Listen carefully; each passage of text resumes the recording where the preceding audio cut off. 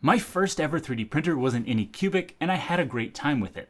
Now, years later, we're testing out the Kobra S1 Max. This is a very large 3D printer with a lot of features packed in. But there are several downsides in the software department that left me a little underwhelmed. Now, before we dive into the details of this machine and some of my criticisms, I have sent a list of my issues to Anycubic, and they did send back a detailed response addressing all of my points. And hopefully these software issues that I mentioned throughout this video will be fixed in a future update. The hardware can't be fixed, but a few firmware updates I do believe would go a really long way, especially since I am testing it before it actually launches. So hopefully it gets a few firmware updates and this review becomes out of date, but currently I can only review it how it sits right in front of me, so there are going to be some issues that I have with this printer. So let's dive right into this printer, covering these specs, and we'll cover some of the downsides as we get to them. First up, it is a fully enclosed Core XY 3D printer with a massive build volume, 350 millimeters in every dimension.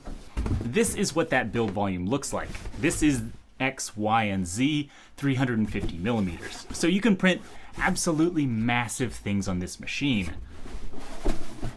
This is a floppy PLA vase mode print, but it still shows how large you can make on this printer. When deciding on what 3D printer is right for you, size is a very important factor. The benefit, of course, being that you can make large prints all as one piece. You could slice them up on a smaller printer and glue them together in some way, but a downside to big printers is that small parts still take a long time. Generally, all the pre-print calibrations take a lot longer on a larger print than on a smaller printer. That's more of a generalization, but this one definitely takes a long time before starting your print. When uploading a print, it gives you all of these options, and if you select all of these calibrations to run before the print, it took 17 minutes and 13 seconds before it started laying filament down on the print. You can turn them all off individually and select only what you really need, but it is a bit excessive that they give you all of these options and it takes so long to start the print. And that's only with PLA temperatures in a room temperature room. It does only bed probe around the area of the actual print, so it would be much longer if you're printing ABS or polycarbonate or printing a large thing and it needs to probe a larger build volume. And I do think one of the best features of this printer is the price point they have it listed at. The base S1 Max is $650. If you get it in the combo, it's only $850. A fully enclosed Core XY printer with 350 millimeters in every dimension.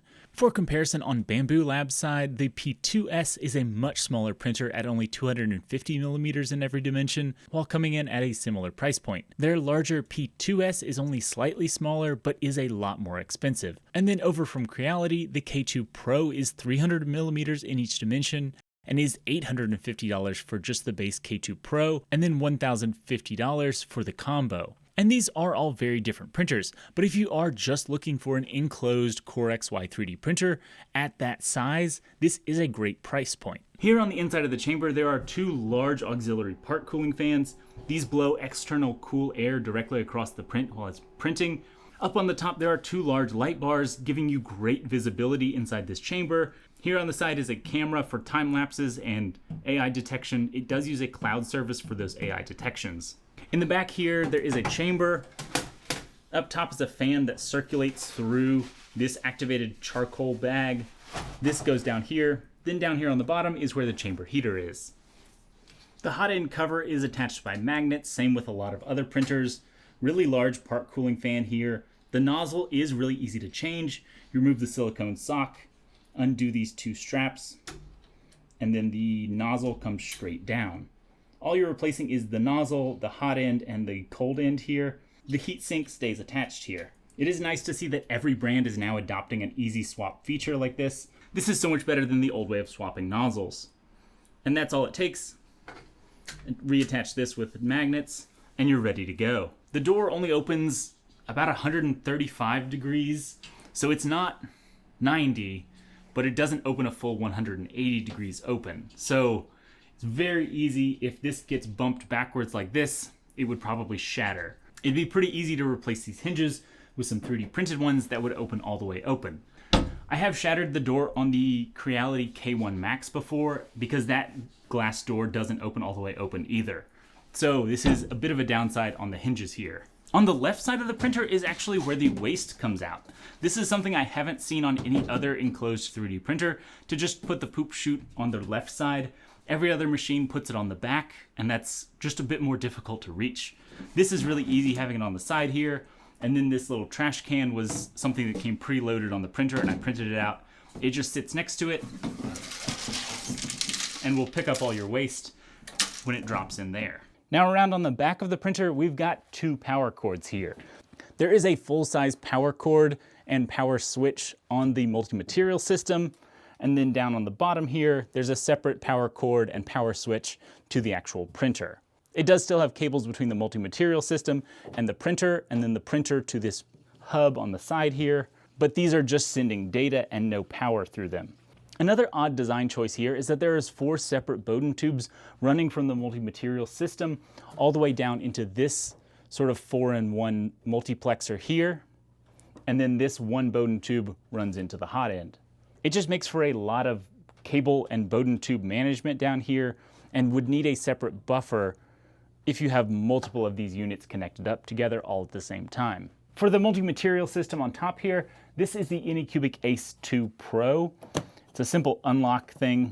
This is a 3D printed part. This STL came loaded on the printer, but you slide it over to unlock it and then lift straight up. It's a pretty standard AMS system, a lot of weird plasticky bits that I don't fully understand why they're holding everything in place the way they are.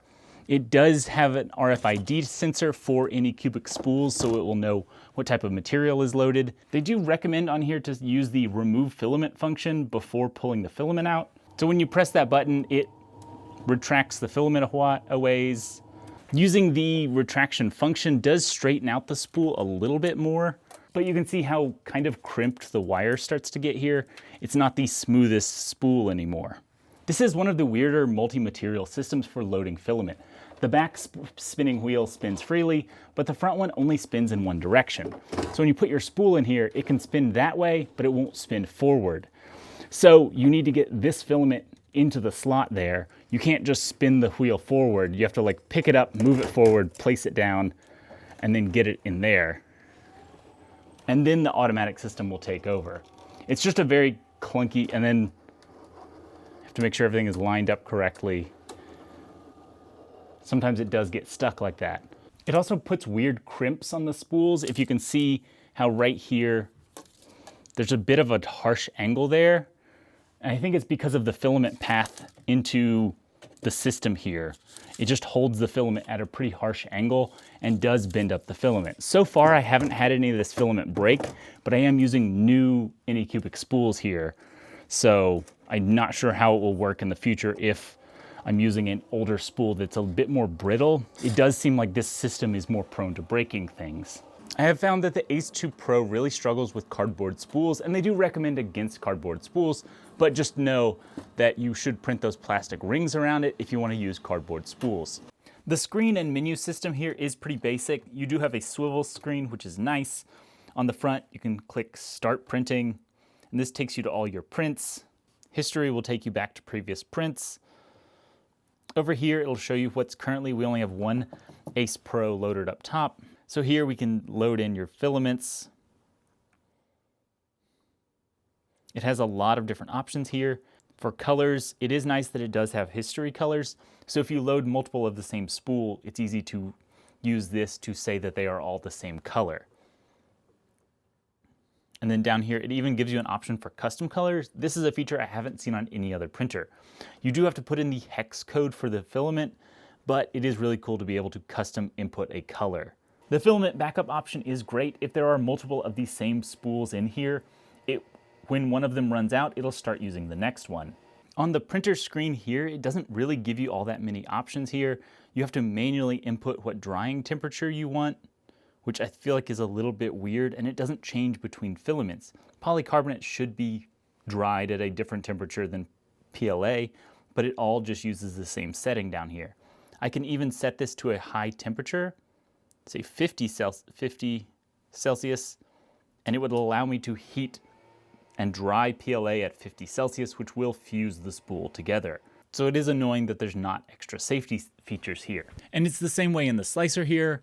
Here we've got the Ace2 Pro, and I don't know how it's detecting how much filament is in each of these spools, but it says there's less than 10 in each of these spools, and they are nearly full. Down here on the drying setting, We can select which filament we want to dry, whether it's PLA at 45 Celsius, PETG at 50, TPU at 55, ABS at 55, or polycarbonate at 55 for 12 hours. And we can just tell it to start drying this polycarbonate, but the PLA here will fuse together. This is just a safety thing. It should detect what the lowest temperature filament in here is and not allow me to destroy some filament. That's a really standard feature on most filament dryers. When it comes to the Anycubic slicer, unfortunately, it's another brand that has just created a clone of Orca slicer. Here on the front page, they've got a link to their Maker Online, and this is a big disappointment. Maker Online is their website for STLs, and the second STL that pops up on the trending tab is inappropriate, and I had to blur it out. It's just inappropriate for that to be shown here to anyone who has this slicer. Other than that, it is just a lot of generic models. Over on the Workbench side, you can see your printer. Overall, it is a pretty generic slicer here, and I really would have just preferred to use normal Orca slicer. When it comes to the standard error detection, this one comes with a filament detector, a belt detection, and then these AI detections. They do say it's an experimental feature, but that's on most printers now. There's a spaghetti detection, and we'll have it just pause printer. If you're having too many incorrect detections, you can lower the settings here. And then I'm going to turn on foreign object detection. Again, we'll just leave them in the middle here and see how well it works. It does say you need to bind your account. It looks like it is using a cloud service for doing that AI detection. For the foreign object detection, at the beginning of a print, it will scan the build plate to see if there is something on the build plate. Right on the screen, we can see what it's doing. It says it's detecting objects. So it'll home the XY axis. There is that bit of a delay there because it does need to use the cloud services to do this AI detection. It detected that there was correctly something in there. It cancels the print. Now we can go back and restart it. So now while it's printing this benchy, pause the print. I removed what had been printed, and now let's say resume. So this will be printing spaghetti in the middle of the air.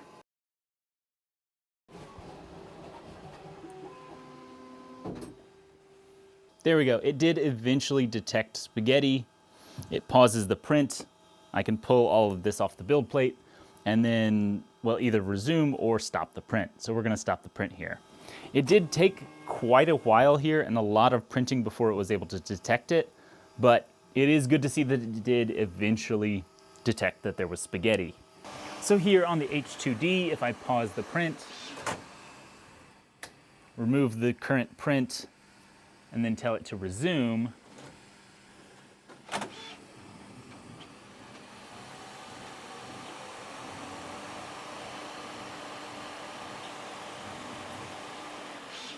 there, and it already detected that there was spaghetti after printing only this much. With this much spaghetti, you could be able to save a print or maybe even cancel out a single object. So here it has the option of skip defective objects. With this print, it was only one single print. But if you are, say, printing a full build plate of objects, you're able to select exactly which parts have failed and continue printing the successful parts. Here it paused a print because it detected a filament tangle. So up here on the filament, we can see that this spool of ABS is very tangled up in there. I don't know what happened here, but it's very difficult. You can't spin the spool forward, so you kind of have to pick it all the way out, and this is going to be a mess. So the spool was a bit of a tangled mess, so I just cut it off, and we'll see if it's able to resume here. And here it is already printing, correctly resuming the error print. I think this is one of the most important features on modern printers is error detection and being able to stop before an issue becomes a big problem. So here are some of the prints I was able to make on this machine in a variety of materials. This one is polycarbonate. We have the large prints. This is vase mode. The top surfaces here do start to decrease in quality because the print is so flimsy here. It's printing on a floppy surface, so the surface is going to decrease in quality, but it is impressive that it was able to actually finish. Here's a more solid large print, and it does have some lines here. This is the pre-sliced trash can here. It does show some effects of lines here. That's because silk filament is so delicate to temperature changes. So small effects like having these layers here can change the speed or print temperature that these are printed at, so you will see small lines like this. But overall, these large flat surfaces turned out very smooth and very consistent. This small scale test print was really impressive.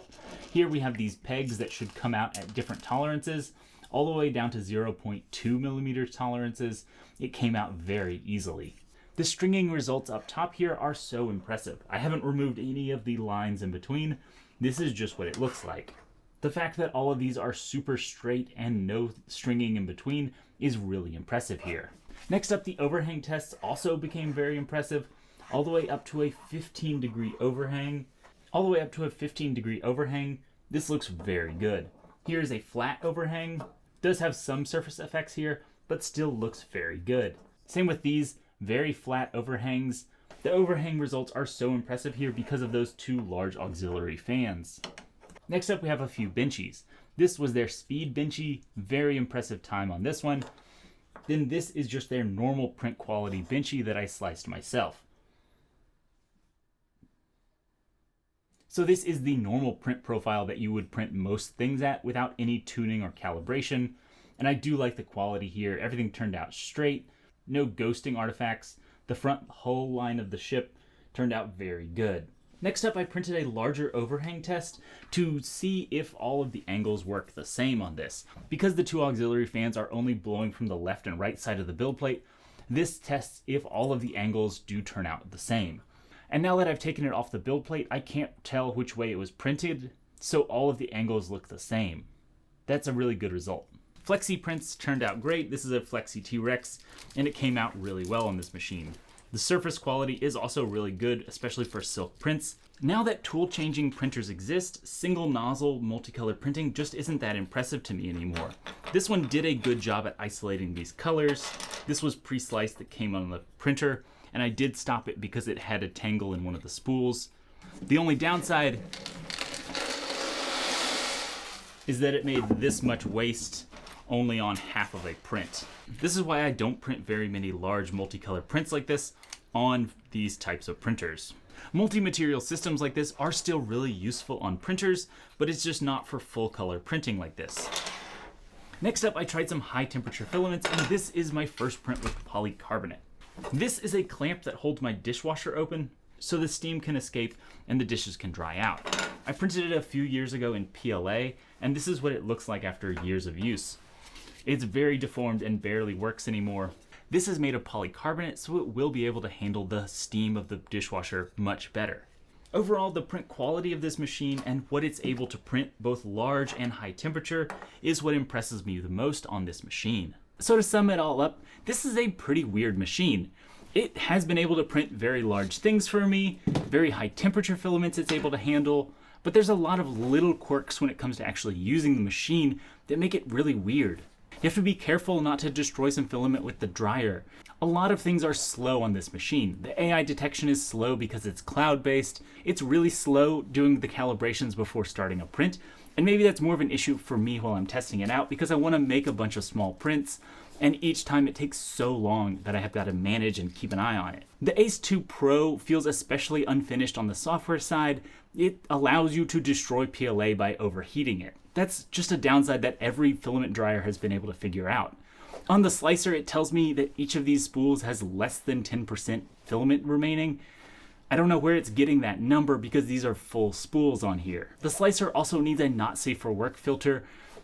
A lot of people will allow their kids to use this printer, and they shouldn't allow their kids to use that slicer. And again, they have said that they are working on the software issues that I told them about, and hopefully they will continue to improve. I do think the hardware here is good, and the print results are impressive, especially for the price. If you need a large fully enclosed printer, this one does it at a relatively low price point. Overall, the best features here are hardware. It's a large, fully enclosed machine at a pretty good price point. Hopefully in the future they can continue to put out updates for this machine to make it into something I would broadly recommend. There's always so much to cover on a machine this large, so I will do follow-up videos on YouTube Shorts. Make sure you subscribe so you don't miss any of those. But that just about wraps it up. Go out there, create something amazing today, and I'll see you in the next video.